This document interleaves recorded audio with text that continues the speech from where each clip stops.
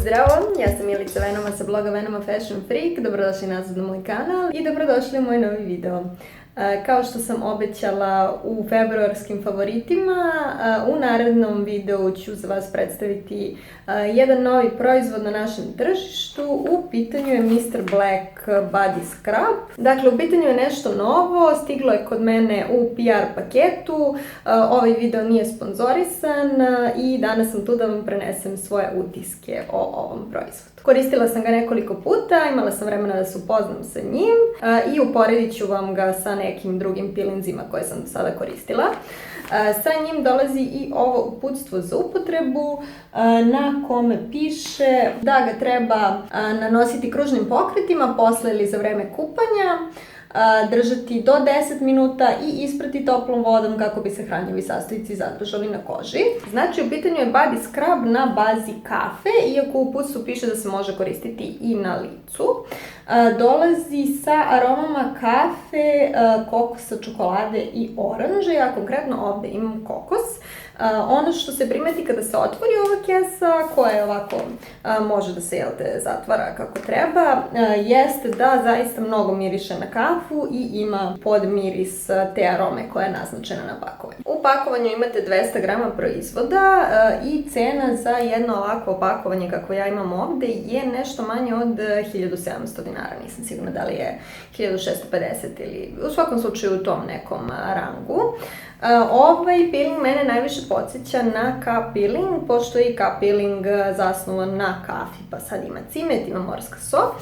Ovo takođe ima morsku so, vitamin E i ovo je bademovo ulje, ako se ne varam. Ono što sam primetila jeste da je krupniji malo od K-peelinga, da je predivan miris kafe, malo manje miris kokosa, ali se može osetiti.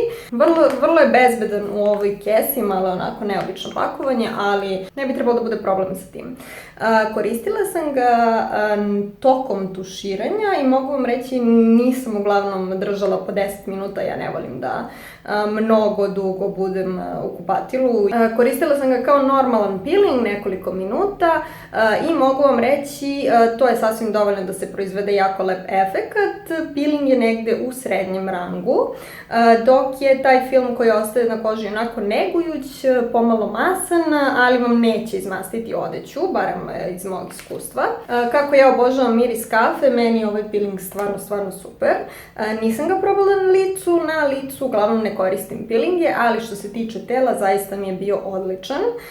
Ako želite nešto malo oštrije i sitnije, svakako je tu K-peeling, međutim ovo je malo luksuzniji proizvod i daje vam malo više užitka prilikom korišćenja. Također me jako podsjeća na Kolistarov, da li se zove Talaso ili Talasko, nisam sigurna, ali ima jedan sličan Kolistarov peeling. Međutim, taj Kolistarov dolazi u velikim pakovanjima koje su dosta skuplja, mislim da je oko 6.500–7.000 cena za Kolistarov peeling. Tako da, ako niste spremni da izdvojite toliko novca za peeling, ovo je svakako povoljnija varijanta. Jeste da se dobije manje proizvoda, ali je sasvim ok za nešto što isprobavate prvi put, da biste videli da li vam odgovara ili ne. Ja ću ga svakako istrošiti do kraja sigurno.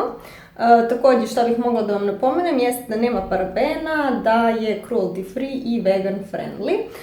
Ako je to nekom od vas bitno, ja uglavnom i jurim te proizvode koji su bez parabena. Koliko vidim, on je uvezen iz USA, rok upotrebe mu je 6 meseci od otvaranja i nije testiran na životinjama.